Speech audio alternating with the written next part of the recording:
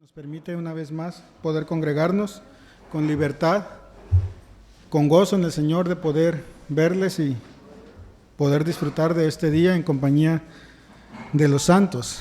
En especial porque hoy en este día me acompaña también un hermano del Fuerte muy querido por mí, hermano José María Leiva, que nos visita. Él es de la Iglesia Bíblica Casa de Dios del Fuerte y pues nos gozamos también en este día especial. Bien, el pasaje del día de hoy es Mateo capítulo 18. Ya pasaron los niños, ¿verdad? Sí, ok. Siempre me olvida. Sí, Mateo capítulo 18. Hasta este día hemos culminado la semana pasada con el capítulo 17 de Mateo. Sí. Y entramos hoy ya en el estudio de Mateo en el capítulo 18.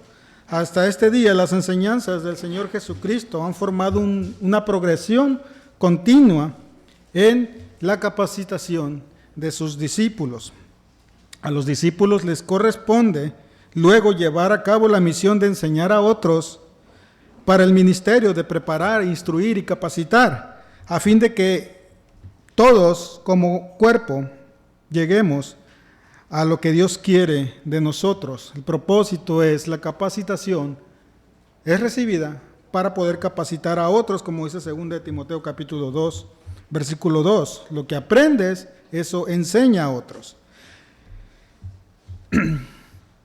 La enseñanza que Jesús ha venido practicando desde el inicio de su ministerio ha sido muy diferente a la enseñanza que están acostumbrados los judíos por parte de los fariseos y los escribas, como vimos también en el capítulo, al final del Sermón del Monte.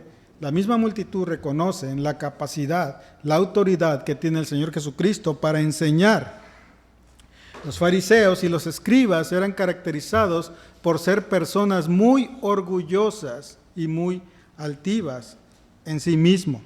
Tenían un concepto muy alto de ellos mismos. Eran tan orgullosos que no se relacionaban con personas que no pertenecían a su grupo, o pudiéramos decir, actualizado a la versión moderna, a su grupo social, a su grupo de amigos, ¿sí? Por lo cual ellos miraban, como dice el apóstol Pablo, del hombro hacia abajo a los demás, y los consideraban como pecadores y no se mezclaban con este tipo de personas, ¿sí? Actuaban con desprecio, mostrando repulsión hacia lo que consideraban escoria de la sociedad, y entre ellos estaban los publicanos, a los que ellos les llamaban pecadores. Este tipo de actitud que ellos reflejaban, de arrogancia, podría contagiar también a los discípulos del Señor Jesucristo. Ellos acompañan al Señor Jesucristo, observan continuamente la enseñanza y la manera en que lo hace y la manera en que se comporta con las multitudes, ofreciendo la compasión que tiene, ¿sí? Ellos han testificado anteriormente que Jesús es el Mesías, el Cristo, el Hijo de Dios, y lo han hecho público a través de esa confesión, declarando su fe en Jesucristo. ¿Sí? Ellos han creído y aceptado el mensaje que Jesús predica y lo aceptan como la verdad absoluta. El mensaje que el Señor Jesucristo ha predicado desde el inicio de su ministerio ha sido: el reino de los cielos se ha acercado. ¿Sí? Pero hay que reconocer que también estos discípulos son personas humanas, son humanos que el Señor ha escogido para irlos instruyendo y preparando para un propósito, por lo cual pueden ser influenciados por la teología tradicional que practican los judíos acerca del reino de los cielos. Recordemos que los judíos esperaban un reino terrenal, esperaban que el rey viniera a reinar de manera física, que los libertara del cautiverio en el cual estaban acerca de los romanos, y poder ser una nación independiente. Lo veían como algo natural y terrenal. Ellos han dejado todo por seguir al Señor Jesucristo, han dejado sus trabajos, como lo vemos con los apóstoles que eran pescadores, dejando las redes, siguen a Jesús, como vemos a Mateo también, que era un recaudador de impuestos, deja su puesto y sigue a Jesús, por lo cual podemos decir que ellos han dejado todo por seguir a Jesús y probablemente, humanamente pensando, pudieran estar también ellos en su corazón pensando en un reino terrenal, en esperar algo del Señor Jesucristo en esta tierra. Esa es la conclusión a la que llegan ahora que entramos al capítulo 18, por la cual hay una discusión entre ellos sobre quién es el mayor, quién va a ser el mayor en el reino. Por lo cual el Señor Jesucristo, a través de este pasaje, les va a mostrar una enseñanza importante para ellos, algo que ellos tienen que aprender acerca del reino de los cielos. Mientras ellos piensan en una gloria terrenal, en un prestigio terrenal, en un renombre aquí, Jesús pensaba en la humillación, en el sufrimiento y en la muerte que iba a padecer. ¿Sí? Por lo cual los pensamientos eran totalmente contrarios. Lo que los discípulos están pensando y lo que Jesús está pensando eran dos cosas totalmente distintas. ¿Sí? Jesús piensa en el plan de salvación para el mundo, para lo cual Él ha sido enviado. Los discípulos están pensando en una religión humana caracterizada en los hombres. Los discípulos han sido instruidos sobre el reino de los cielos, pero no han entendido a plenitud la manifestación y el progreso de ese reino. Ellos suponían que el reino era algo vinculado exclusivamente con Israel y estaba por comenzar, puesto que el Mesías estaba entre ellos, ya se había manifestado. Era preciso que el rey designara quienes ocuparían los lugares de mayor honor y gloria. Eso era lo que pensaban. Si el Mesías está entre nosotros, el Mesías está aquí con nosotros, es lógico pedirle, bueno, ¿quién va a ser el más importante? ¿Quién será el importante en el reino? A lo que Jesús aprovecha para dar una enseñanza especial y directa sobre ellos, sobre la grandeza de la humildad, que es el tema que estaremos exponiendo este día, la grandeza de la humildad. La necesidad de esa virtud en la vida del que sigue a Cristo. El Señor desea que todos los suyos, todo seguidor de Cristo, aprenda lo que Él mostraba en Mateo 11:29. Y lo decía con unas palabras que Él expresaba. Decía, aprendan de mí, que soy manso y humilde de corazón. Así es que estaremos analizando este pasaje de Mateo capítulo 18, versículos del 1 al 4, y le voy a pedir que me acompañen a orar para iniciar con la exposición. Padre Celestial, Señor, te damos gracias por tu misericordia, por tu amor, por tu fidelidad, Señor. Gracias por la paciencia que nos muestras cada día, Señor, que a pesar de que seamos infieles y rebeldes, Señor, tú permaneces fiel con nosotros, Señor, y nos muestras cada día tu gracia, tu amor, tu paciencia, tu compasión, Señor, y nos muestras también a través del Espíritu Santo nuestro pecado para que podamos tener la convicción de nuestro pecado y venir a ti con arrepentimiento. Gracias por este tiempo, gracias por esta oportunidad que me das de compartir tu palabra, Señor. Te pedimos que sean tus palabras a través de mí, Señor, que tú me uses en la exposición de este tema, Señor, y que tu nombre sea glorificado. En el nombre de tu Hijo amado Jesucristo. Amén. Ok, entonces, después de este breve comentario para iniciar este capítulo 18, también este capítulo es conocido como el cuarto discurso del Señor Jesucristo expresado en el Evangelio de Mateo, en el cual va a dar una serie de enseñanzas a sus discípulos para ir forjando o capacitándolos en su carácter. Y empezamos precisamente con el carácter de la humildad en versículo 1. Dice Mateo capítulo 18, versículo 1, dice, en aquel momento se acercaron los discípulos a Jesús. Sabemos lo que ocurrió anteriormente a esto. El Señor Jesucristo ha llegado a Capernaum, acaba de llegar a Capernaum, y la semana pasada estuvimos hablando del tema de los impuestos, cómo el Señor paga impuestos, cumple con la responsabilidad que tiene como hombre al contribuir para el templo, al contribuir para el gobierno y también al contribuir para su hermano, que es Pedro, y el proveer también recursos para él. Entonces, después de eso, es el mismo tiempo, es la misma llegada. Recordemos que antes de que llegaran a Capernaum, el Señor ha anunciado su pasión, ha anunciado a sus discípulos que se aproxima el tiempo final, se aproxima ese tiempo que el Señor Jesucristo espera y anhela, porque es a través de eso que Él va a redimir al pueblo, que es su muerte, su sufrimiento. Y lo que llama mi atención es que el Señor anuncia su muerte, anuncia la pasión que va a experimentar, pero los discípulos están pensando, ¿quién va a ser el mayor? ¿Quién va a ser el más grande? Y es lo que vamos a estudiar este día. En aquel momento, mientras Jesús estaba en la casa de Capernaum, sabemos que Capernaum fue como el centro de operaciones del ministerio de Jesús cuando Él inicia. Probablemente en Capernaum es en la casa de Pedro donde Él se hospedó y donde Él habitaba, por lo cual todo está relacionado, ¿sí?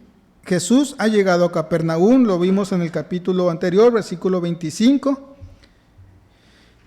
Y el Señor viene en este momento a confrontar a sus discípulos. Viene un trayecto y para ampliar un poco el pasaje vamos a analizar también Marcos capítulo 9, versículo 33. ¿Sí? Y voy a estar usando un poco los dos pasajes para entender un poco. ¿Sí? Porque Mateo nos lleva directamente a una pregunta. En aquel momento, dice Mateo 18, se acercaron los discípulos a Jesús, llegando directamente a una pregunta. Pero Marcos nos da un panorama más acerca de lo que está ocurriendo. Marcos capítulo 9, versículo 33 y 34 dice, y llegaron a Capernaum, y estando ya en la casa, le preguntaba, ¿qué discutías por el camino? Vemos entonces que el Señor, como lo vimos en el pasaje de la semana pasada también, Él toma la iniciativa como Dios soberano, como omnisciente y omnipresente, que conoce cada pensamiento de nuestro corazón y de nuestra mente, nuestras actitudes. Él actúa primero.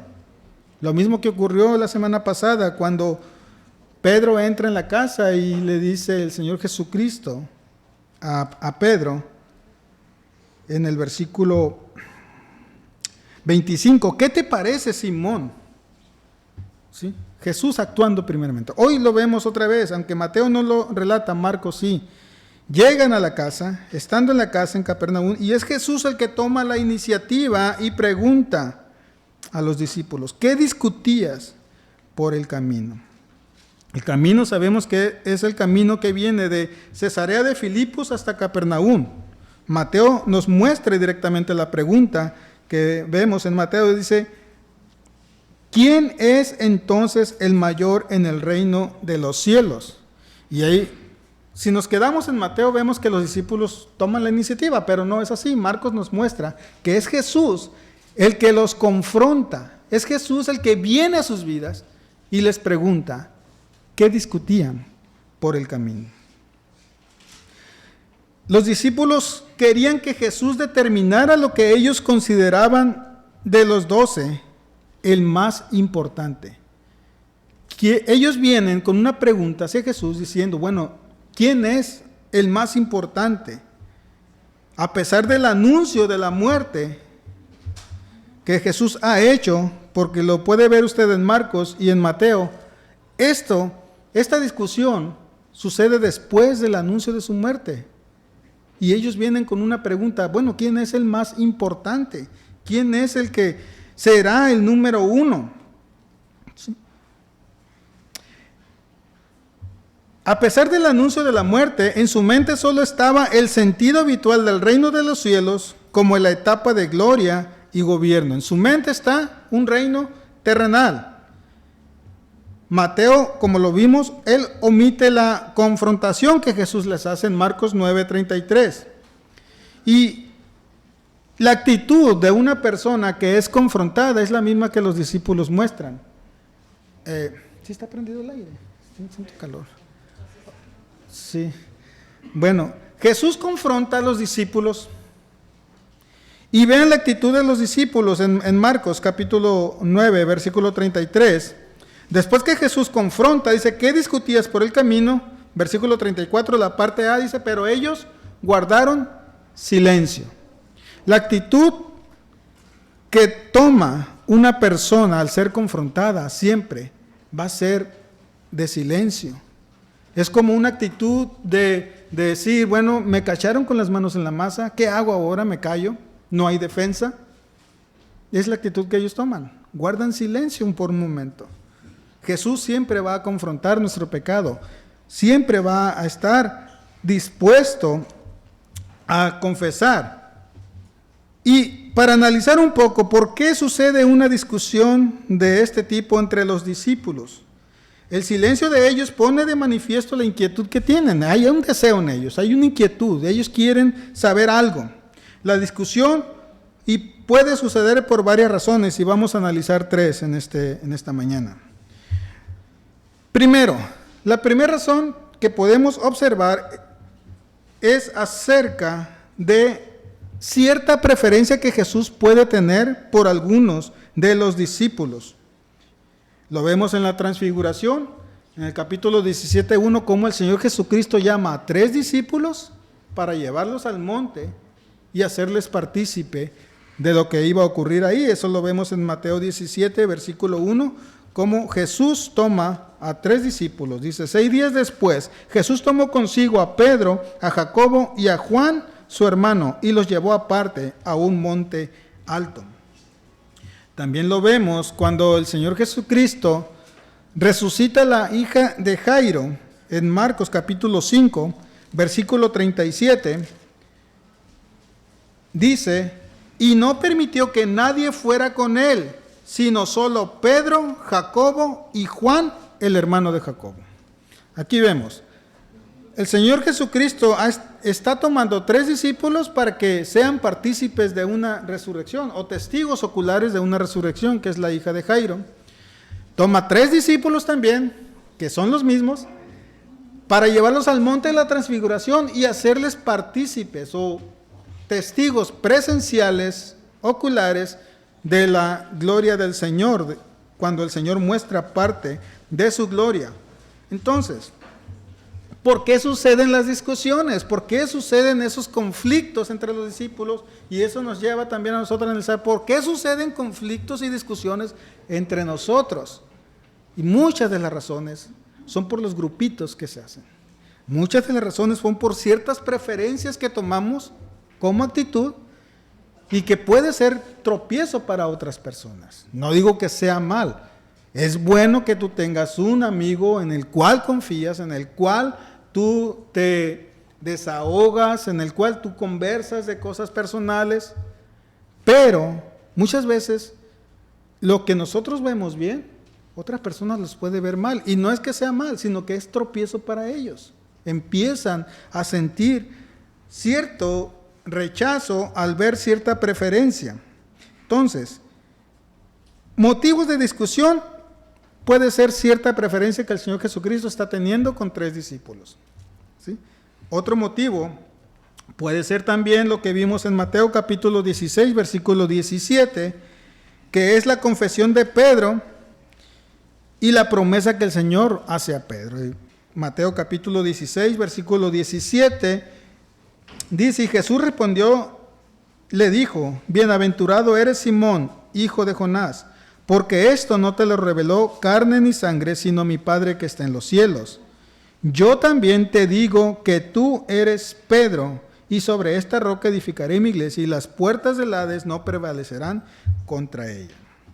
O sea, esta confesión, como vemos, la confesión era de los discípulos de manera general, aunque Pedro es el que la expresa de manera oral al Señor Jesucristo, pero era el testimonio de los 12. Pero la promesa que el Señor hace, se la hace a Pedro. A Pedro le dice, cambiándole el nombre de Simón, dice, ahora tú serás Pedro. O sea, alguien, parte importante del ministerio, ¿sí? Y le hace ver a Pedro que a través del testimonio que él ha hecho, es como se va a fundamentar lo que es la doctrina cristiana. Es a través del testimonio, no es a través de Pedro, como muchos piensan que Pedro es el importante. Hay una doctrina, no la conozco, pero que exaltan a Pedro como el primer papa. No es eso, es el testimonio que Pedro hace. La confesión de fe que Pedro hace es lo que hace el fundamento de una doctrina cristiana, ¿sí? Entonces, la idea despierta en ellos que en el reino algunos ocuparán mayor dignidad que otros. ¿Sí? ¿Qué es lo que quiero decir con esto? La preocupación que ellos tienen no es una preocupación para ver quién es más santo. Ellos no están pensando en santidad, ellos están pensando en dignidad. ¿Quién es más digno? ¿Quién es más grande? ¿Quién es mayor? ¿Sí? No hay santidad, no piensan en santidad, sino en dignidad. Y el Señor nos llama a que pensemos en santidad. El Señor nos llama a ser santos, a vivir en santidad, a practicar santidad, a reflejar santidad, no dignidad. Sí, Hebreos 12:14.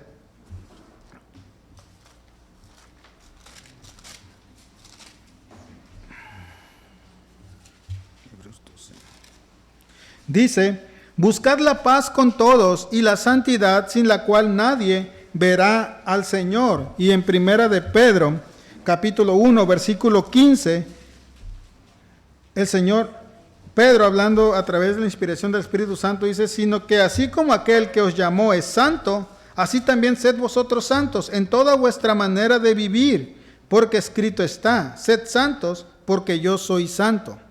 Eso deberían de estar pensando los discípulos, cómo vivir en santidad, cómo crecer en santidad, cómo reflejar en santidad.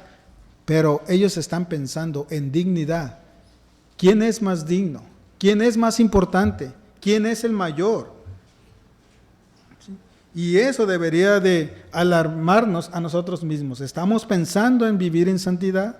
¿Estamos pensando en reflejar esa santidad? ¿O queremos ser reconocidos, ser observados, que todos piensen en uno y que lo vean a uno como más importante? ¿Sí? Debemos de pensar en santidad, no en dignidad.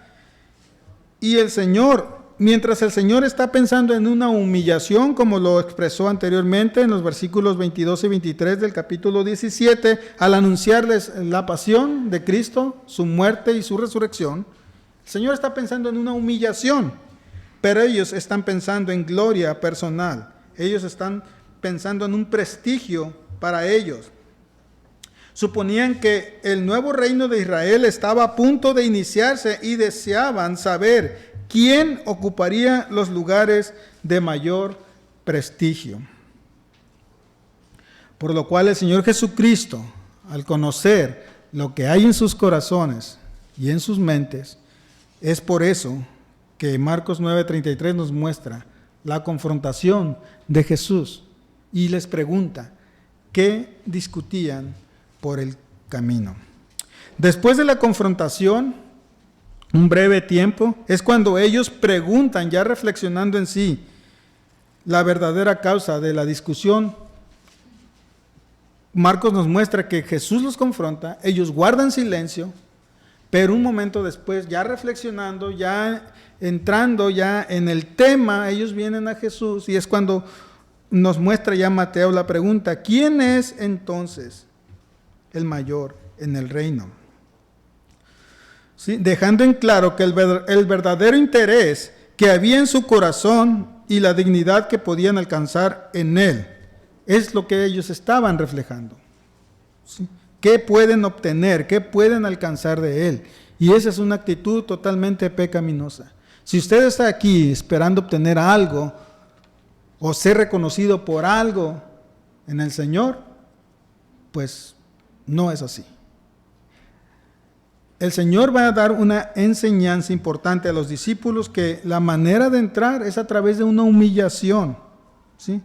Entre ellos estaba la idea de que unos ocuparían lugares más importantes, más destacados, de mayor gloria y de mayor prestigio.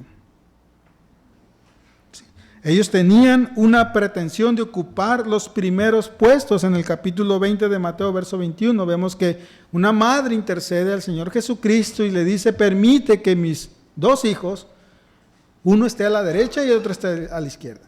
Y esa es la mentalidad humana, ser los número 1, ser los que están a la derecha y a la izquierda, ser los que tienen el mayor prestigio. Entre la mente de ellos probablemente estaba también la idea de que Pedro ocuparía el lugar principal o el puesto principal, ¿sí? Pero el Señor Jesucristo les había hablado en el capítulo 16:24, que hay un camino que hay que seguir, en el versículo 24 del capítulo 16. Entonces Jesús dijo a sus discípulos: si alguno quiere venir en pos de mí, niéguese a sí mismo, tome su cruz y sígame. El Señor les ha dicho que hay un camino, y es el camino de la negación, el camino de matar el yo. La palabra abnegación es una renuncia voluntaria a los propios deseos, afectos e intereses en beneficio de otras personas. Ellos se ocupaban solo de lo que corresponde a su engrandecimiento personal. Ellos pensaban en ellos mismos, una gloria personal de unos sobre otros, ¿sí? Entonces, el Señor va a darles una enseñanza que no es ese el camino. Hay un tercer aspecto que me viene a la mente para analizar por qué puede ocurrir una discusión, ¿sí? Y es precisamente la ausencia de los 3 discípulos con el Señor Jesucristo al monte de la transfiguración. Recordemos que en el capítulo 17, versículo 1, el Señor se aparta al monte de transfiguración llevándose 3 discípulos con él, ¿sí? Pero el Señor les da una instrucción a esos 3 discípulos en el versículo 9, 17, versículo 9, cuando descienden del monte. Y es precisamente, dice: mientras descendían del monte, Jesús les ordenó diciendo: no contéis a nadie la visión hasta que el Hijo del Hombre haya resucitado de entre los muertos, ¿sí? Muchas veces, en nuestro egoísmo, en nuestro deseo de superación, de ser importante, nos queremos enterar de todo. Queremos meter nuestros oídos en todas las cosas y nos sentimos rechazados cuando no nos enteramos de las cosas, sin entender que hay cosas privadas de las personas, pero queremos meter nuestros oídos en todos lados, y eso puede ser un motivo de discusión, porque los 3 discípulos van al monte, son testigos de la gloria de Cristo, de parte de la gloria de Cristo, y Cristo les dice: no digan nada, no comenten ni una sola palabra hasta después. Y eso puede ocasionar una discusión entre los discípulos. Oye, bueno, ¿qué pasó allá arriba? Cuéntanos, dime. Queremos meter nuestros oídos en todas las cosas, enterarnos de todo. Y eso son reacciones o actitudes de ser el principal. Yo tengo que estar enterado de todo. Yo tengo que saber lo más mínimo detalles de lo que ocurre en la vida de cada persona. Y no es así, hermano. Debemos ser respetuosos con la intimidad de las personas. Y eso es un motivo también de discusión. Versículo 9 del capítulo 17, Jesús prohíbe hablar de eso, de ese tema, con sus discípulos hasta después. ¿Sí? Entonces, un egoísmo personal se refleja en la actitud que nosotros tomamos. ¿En qué actitudes tomamos? ¿Sí? Jacobo y Juan, por medio de su madre, suplicarían al Señor Jesucristo querer estar en esos lugares importantes. En Mateo capítulo 20, versículo 21, dice: entonces se le acercó la madre de los hijos de Zebedeo con sus hijos, postrándose ante él y pidiéndole algo. Sí, versículo 21. Y él les dijo, ¿qué deseas? Ella le dijo, ordena que tú, en tu reino, estos dos hijos míos se sienten uno a tu derecha y el otro a tu izquierda. ¿Sí? Igual, lo mismo. Quiero el primer lugar, quiero lo más grande.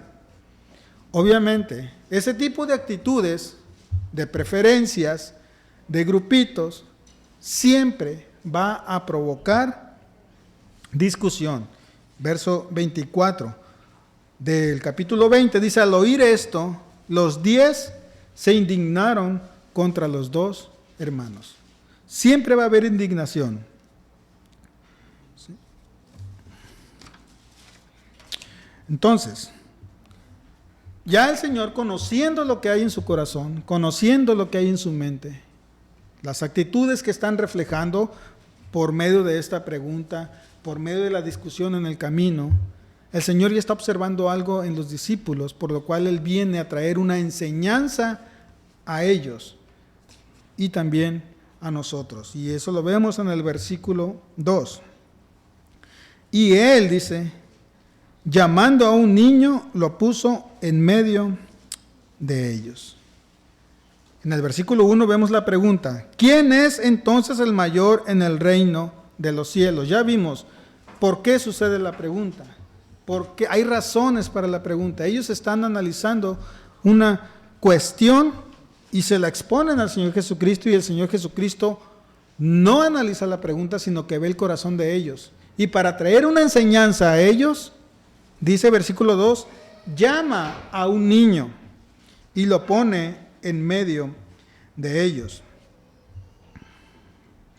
Sí, así es que el Señor Jesucristo, al escuchar la pregunta, reacciona como todas las ocasiones en que Él ha sido cuestionado, de una manera sumamente pedagógica, de enseñanza.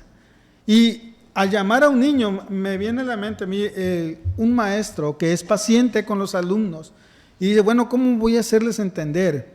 No lo va a hacer de manera hablada, así de, bueno, es por esto y esto, no. Trae a un niño.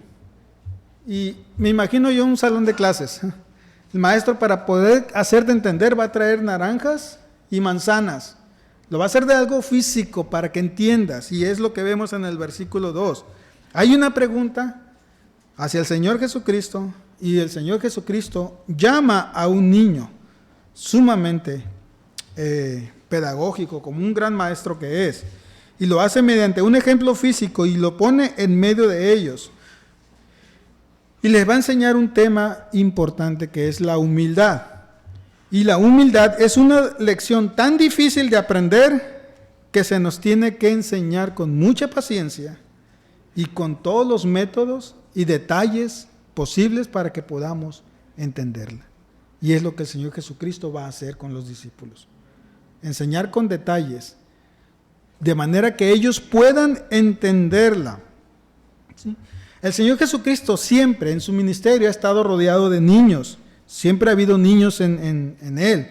Cuando alimentó 4,000 y cuando alimentó 5,000, hubo un niño ahí. Siempre ha habido niños en Él. Y en el capítulo 19 vemos que en el versículo 13, que el Señor Jesucristo también les habla a los discípulos, dice, versículo 13, entonces le trajeron algunos niños para que pusieran las manos sobre ellos y orara, y los discípulos lo reprendieron. Pero Jesús dijo, dejad a los niños y no les impidáis que vengan a mí, porque de los que son como ellos es el reino de los cielos. Siempre ha habido niños al lado del ministerio del Señor Jesucristo. Los niños se sentían atraídos por Él, de modo que cada vez que el Señor Jesucristo ocupaba un niño, siempre había un niño disponible, ¿sí?, para ser utilizado conforme a su propósito. Y como vemos en el versículo 2, dice que al llamar al niño lo puso en medio de ellos. ¿Sí? Lo puso en medio de ellos. Lucas 9:47 dice que lo puso a un lado de ellos.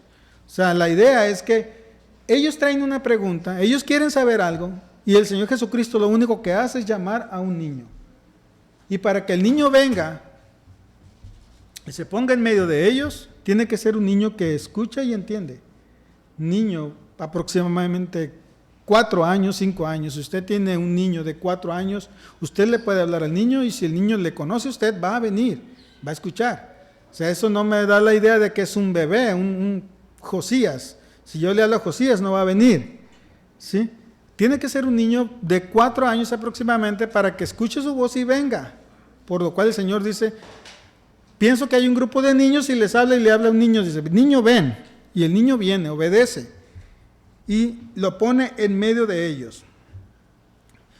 Sí, Marcos 9:36 dice que el niño primeramente lo pone de pie frente a ellos y después lo toma en sus brazos. Por eso no pienso yo en un niño de 7 años. Yo no puedo un niño de 7 años para sostenerlo.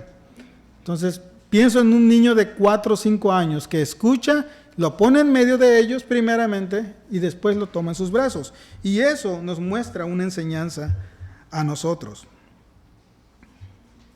¿Por qué? Porque el Señor llama a un niño que viene a su lado, lo pone de pie frente a ellos, de tal manera que ellos miran al niño, están observando. Y vemos aquí parte del corazón de nuestro Señor Jesucristo.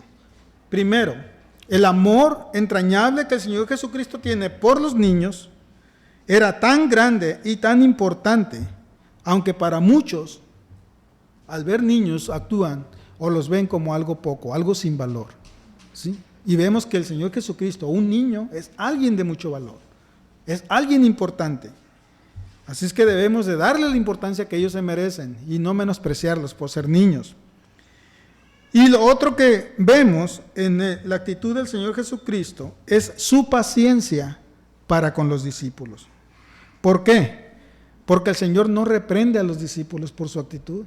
El Señor no les llama la atención por la actitud que están teniendo, sino que al contrario, aprovecha su actitud pacientemente para enseñarles algo importante. Una reprensión hubiera sido merecida para los discípulos por la insensibilidad de sus corazones, ya que mientras el Señor comunica a ellos su muerte, el sufrimiento, la pasión, ellos están anhelando puestos de honor o de prestigio, ¿sí? Entonces, si el Señor los hubiera reprendido, hubiera quedado bien, pero el Señor no quiere solamente una reprensión, Él quiere que aprendan, ¿sí? Una actitud pecadora de su hijo. Si usted nomás lo disciplina, no va a provocar nada en él, ¿sí? Usted ocupa primero hablar con él, mostrarle cuál es su pecado, cuáles son las causas de su error y después disciplinar. Y el Señor muestra paciencia, llamando a un niño, poniéndolo de pie. Y solamente la presencia del niño puesto en pie frente a 12 hombres grandes de aproximadamente 20 años en adelante, un niño pequeño frente a ellos, ya solamente eso era una enseñanza. Eso ya era una enseñanza para ellos.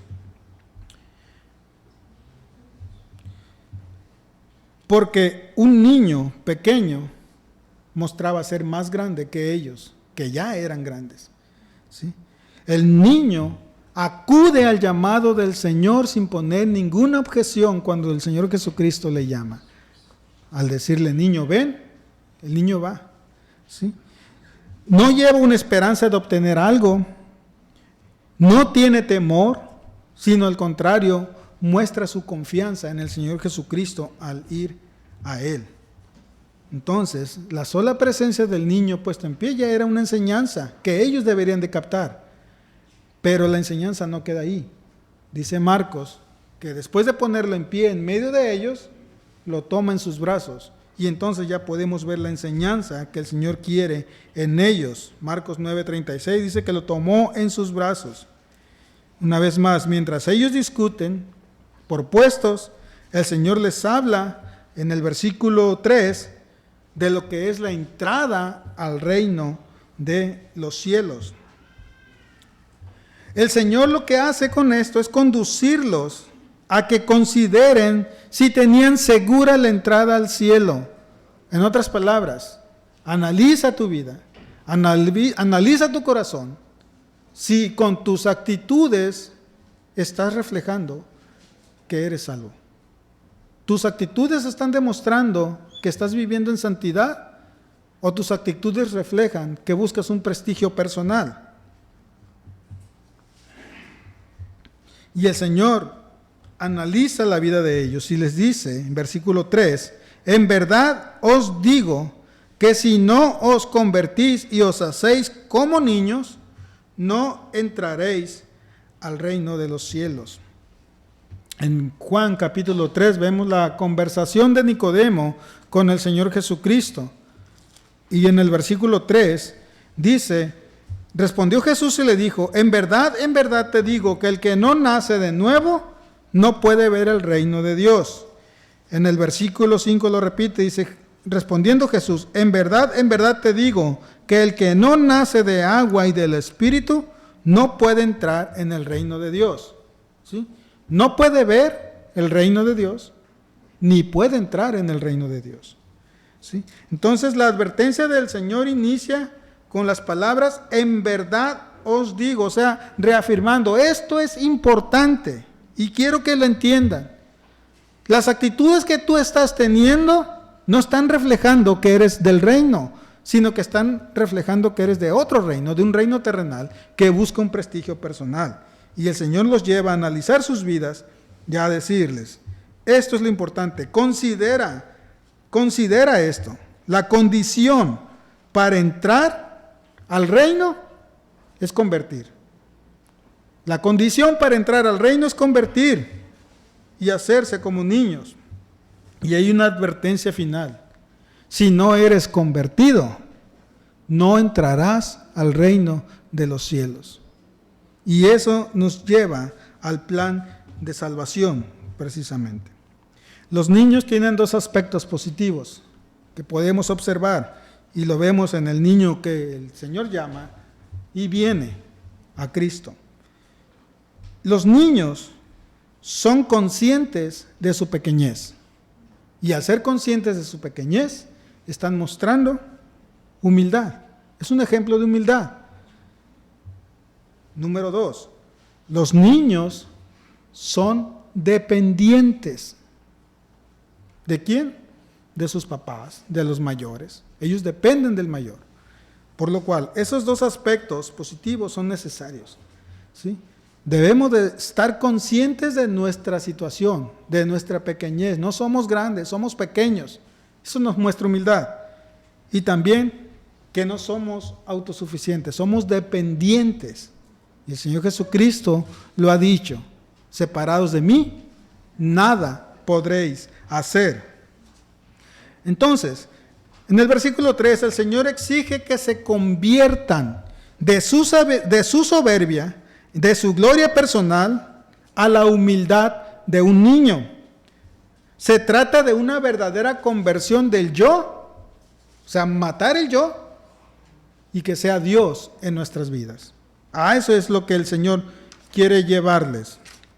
Del yo personal a Dios obrando en nuestras vidas. ¿Sí? Sin entrega a Dios en un acto de fe sincera, no hay posibilidad de ver el reino de Dios. Y si no hay posibilidad de verlo, tampoco hay posibilidad de entrar.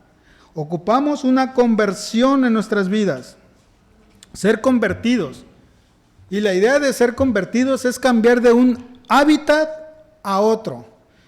Y un hermano siempre pone el ejemplo de un bebé cuando está en el vientre de su madre.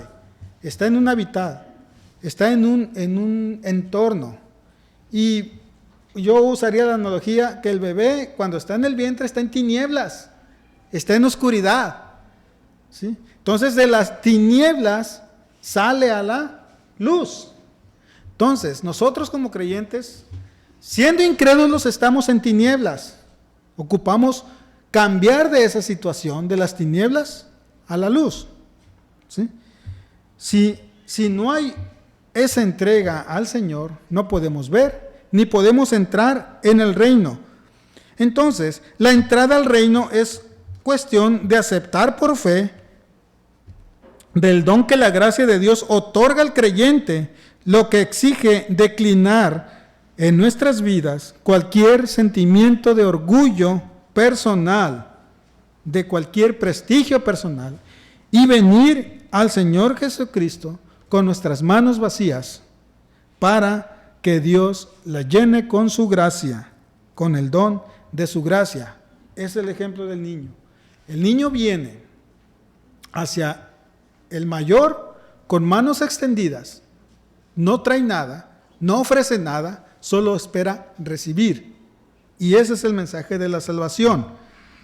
Para entrar en el reino, una persona ocupa ser convertida, ser transformada, cambiar de un hábitat a otro.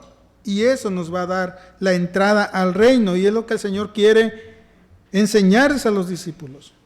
Las actitudes que están teniendo no reflejan que hay un nacimiento en tu vida. No hay una reprensión, los lleva a que entiendan y conozcan lo que hay en su corazón. Por lo tanto, queda excluida totalmente cualquier acción humana que podamos hacer para ser salvos. ¿Por qué? Porque la salvación es totalmente obra del Señor. Salmo capítulo 3, versículo 8 dice, la salvación es del Señor. Nada que el hombre haga le permite entrar, ya que se accede solamente por la gracia en la obra divina. Les hablaba del ejemplo del bebé. El bebé está en el vientre, está en tinieblas. El bebé sale del vientre, sale a la luz. Ese es el cambio de la redención. Lo vamos a ver en Colosenses capítulo 1, versículo 13. Dice Colosenses capítulo 1, versículo 13, porque Él nos libró del dominio de las tinieblas y nos trasladó al reino de su amado Hijo. O sea, nos libra del dominio de las tinieblas, de un lugar de tinieblas, y nos traslada, ¿sí? Nos traslada al reino de su amado Hijo. Nada tiene que hacer el hombre, nada tiene que hacer usted para ser salvo. No hay ni siquiera un porcentaje mínimo para que podamos contribuir para ser salvos. Acceder a este reino que el Señor les está mostrando aquí a los discípulos es a través de la gracia que Dios proyecta hacia el pecador.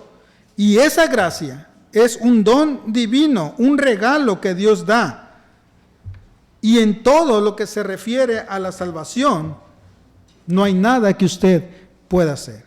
Dios ha provisto todo. Dios tiene todo para usted.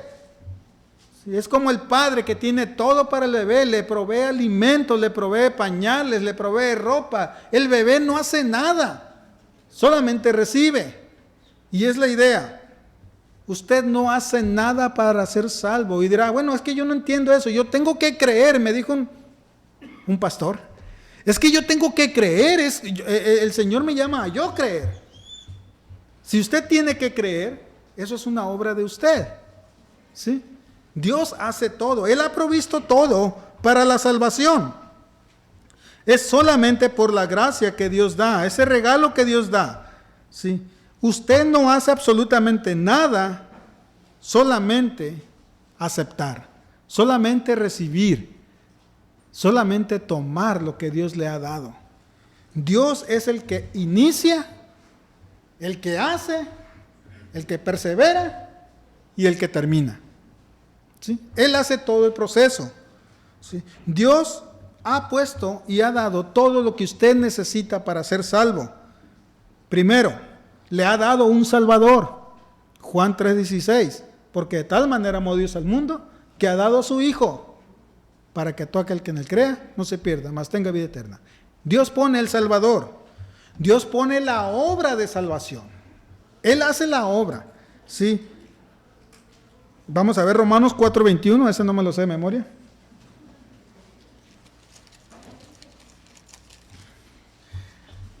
Romanos 4:21. Y estando plenamente convencido de que lo que Dios había prometido, poderoso era también para cumplirlo. O sea, Dios ha prometido una obra redentora. Él lo ha hecho. Pero dice también, Él ha prometido esa obra y también es poderoso para cumplir esa obra. O O sea, la obra de salvación es una obra divina, es obra de Dios. Dios provee el Salvador, Dios hace la obra salvadora, Él nos da la gracia para venir a Él. Eso lo vemos en Efesios 2:8, porque por gracia sois salvos por medio de la fe, y esto no es de vosotros, mas es don de Dios. Él provee la gracia para salvación y también provee el medio para apropiarse de esa gracia, que es la fe. Y lo vemos también en Efesios 2:8.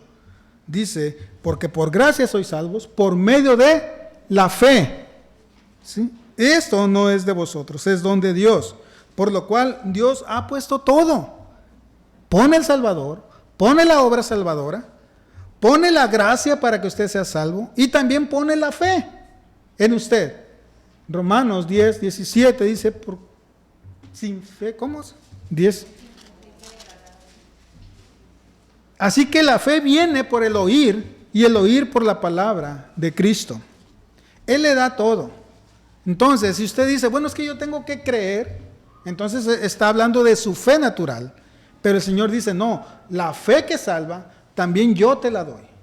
Yo te la proveo. Yo la deposito en tu corazón para que puedas responder. Ya una vez que Dios ha puesto todo para la salvación, también manda ahora a todos los hombres a que crean. ¿Sí? Y eso lo vemos en Hechos capítulo 17.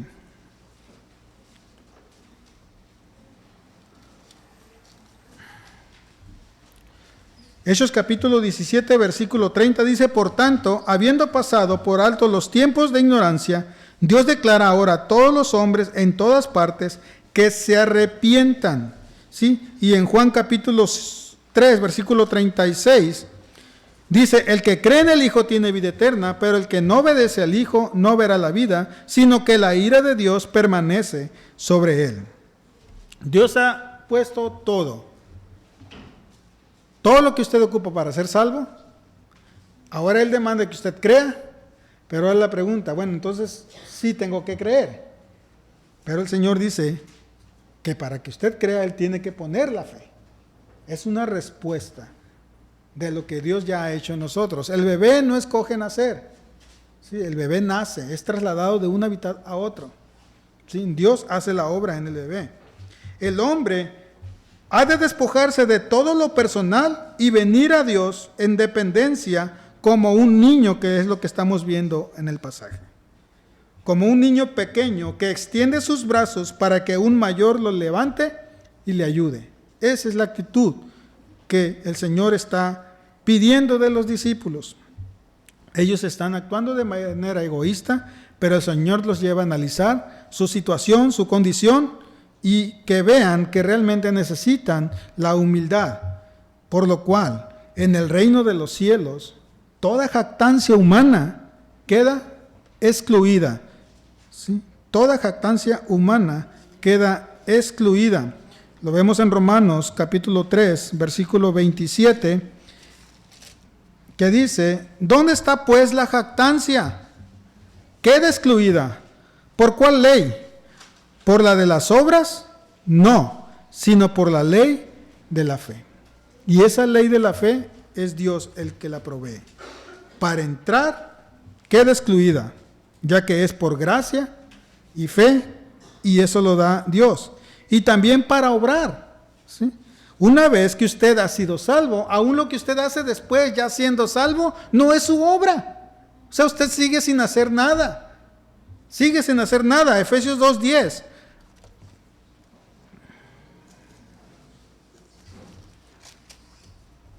Dice, porque somos hechuras suyas, creados en Cristo Jesús para hacer buenas obras, las cuales Dios preparó de antemano para que anduviéramos en ellas. Okay. En la salvación usted no participa, absolutamente nada. Dios se la provee. Ahora, Dios ya le dio salvación y usted va a empezar a hacer buenas obras y dice, oh, ahora yo estoy haciendo buenas obras. Pues no, déjeme decirle que no. ¿Hace buenas obras? Sí. ¿Hace buenos trabajos? Sí. Pero dice que son obras que Dios ya preparó de antemano para que usted anduviera en ellas. O sea, Dios está haciendo aún la obra en usted después de la salvación. Usted sigue solamente dependiente de Dios. Jesús lo dijo, separados de mí, nada puedes hacer. Pero estando unido a Cristo, Él sigue haciendo obras a través de nosotros. Son obras que ya fueron preparadas para que nosotros andemos en ellas. ¿Sí? Entonces, el obrar en cuanto al deseo y el poder para hacerlo, todo viene por parte de Él. ¿Sí? Ambos proceden de la acción de Dios en el corazón renovado del creyente, produciendo, Él primero, un buen deseo en usted. ¿Sí? Y también produciendo, después del deseo, la capacitación para que usted cumpla con ese deseo, para que usted haga la obra. Sí, y eso lo vemos en Filipenses, capítulo 2, versículo 13. Dice, porque Dios es quien obra en vosotros, tanto el querer, que es el deseo, como el hacer para su beneplácito. Entonces, dice la persona, bueno, ¿por qué ahora yo siento el deseo de leer la Escritura? Dios está poniendo el deseo. ¿Por qué ahora siento el deseo de congregarme? Dios te está poniendo el deseo. ¿Por qué ahora deseo estar en comunión con mis hermanos? Dios está poniendo el deseo. Dice, es que no lo entiendo. Es la obra de Dios. No haces nada para salvación. Y ya siendo salvo, lo que tú haces es obra de Dios. Dios está poniendo buenos deseos en ti. Esos deseos ya fueron preparados de antemano para que tú anduvieras en ellas. Y no solamente va a poner el deseo, sino también la capacidad para cumplir ese deseo. Y dice, bueno, yo antes no era muy dado a leer y ahora siento deseos de leer y Dios te da la capacidad para leer. Era muy malo para socializar, para convivir. Dios pone el deseo de que convivas, tenemos comida fraternal y puedes convivir. Y ahora dice, bueno, ahora ¿por qué sí anhelo convivir? Dios puso el deseo y la capacidad para hacerlo. ¿Por qué? Porque es Dios obra en nosotros el querer y el hacer. ¿Para beneficio tuyo? No, para beneplácito de Él. Para que su nombre sea glorificado a través de nosotros. Por lo tanto, el orgullo personal no cabe en la experiencia de vida de un creyente regenerado. En todo lo que hacemos, escuche bien, todo lo que nosotros hacemos es la gracia de Dios en nosotros. Lo hacemos por gracia, porque Dios obra en nosotros el querer y el hacer. Pablo lo dice, 1 Corintios capítulo 15,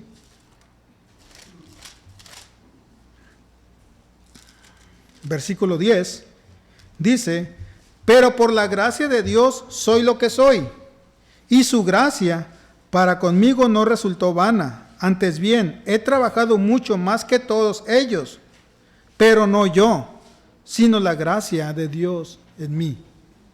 Una vez más confirmando, Dios pone por medio de su gracia el querer y el hacer. Buenos deseos y la capacidad para hacerlos, para responder. Por lo tanto, los discípulos están teniendo una actitud totalmente contraria en Mateo 18. Ellos buscan lo personal, buscan el privilegio, buscan el reacomodo en mejores lugares y el Señor les dice, hey, preocúpate primero por el reino. Preocúpate primero por ser convertido, por actuar como un niño, por actuar en humildad. El Señor los lleva a reflexionar sobre la humildad que necesitan para entrar en el reino. Ya en el reino, ya estando en el reino, todos somos grandes. Ahí no hay pequeños, no hay grandes. Todos somos grandes en Cristo. Aquellos discípulos estaban pensando en llegar muy arriba, muy alto. Pero el Señor les dice, ¿saben qué? Tienes que descender muy abajo, bien abajo, para poder trascender. Por lo cual observamos una contradicción del reino. La soberanía de Dios y la soberanía del mundo. El mundo, ¿qué dice? Busca lo grande, busca lo importante, busca lo llamativo, busca sobresalir. y Dios te dice, desciende, humíllate, reconoce que no puedes y ven a Cristo. Humillarse para ser ensalzado es la forma que Dios ha establecido. Job capítulo 22, versículo 29.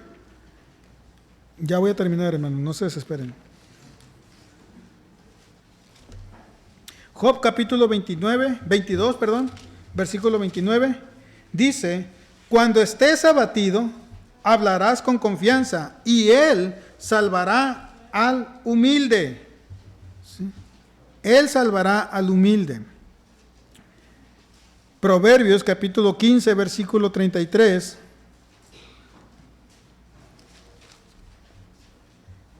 Dice, el temor del Señor es instrucción de sabiduría, y antes de la gloria está la humildad. Antes de la gloria está la humildad. Proverbios 29, versículo 23. Dice, el orgullo del hombre lo humillará, pero el de espíritu humilde obtendrá honores.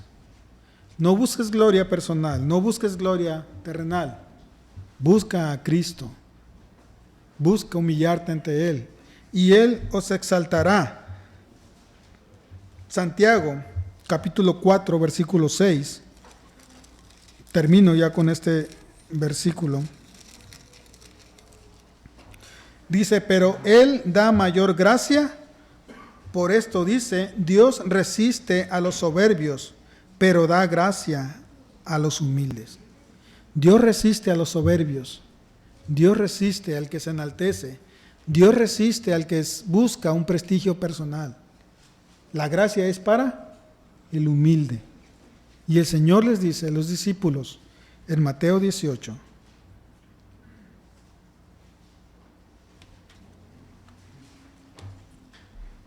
en verdad os digo que si no os convertís y os hacéis como niños, no entrarás en el reino de los cielos. Así pues, cualquiera que se humille como este niño, este es el mayor en el reino de los cielos. ¿Lo ven? Por eso les dije hace rato, en el reino de los cielos, ya siendo salvos, todos somos mayores en el reino. Todos somos importantes. No hay nadie más importante que otro. Pero si no estás en el reino de los cielos, entonces sí preocúpate. ¿Sí? Por lo cual, el Señor nos llama a depender de Él totalmente, a analizar nuestra vida, a analizar nuestras actitudes y nuestros deseos, si van conforme a los deseos y a la voluntad del Señor. Y recuerde, la gracia es para el humilde. Amén. Vamos a orar. Padre Celestial, Señor, te damos gracias por tu misericordia y tu fidelidad, Señor, y tu paciencia, Padre. Gracias porque nos hablas a través de tu palabra, Señor, y nos muestras cómo vivir en santidad, Señor. Nos haces ver que debemos de buscar nuestra santidad y no nuestra dignidad, Padre. Ayúdanos, Señor, en nuestro corazón, en nuestros pensamientos, en nuestros deseos. Permite, Señor, que podamos ver nuestro pecado, Señor, y podamos venir a ti en arrepentimiento, Padre. Gracias en este día, te alabamos en el nombre precioso de nuestro Señor Jesucristo. Amén.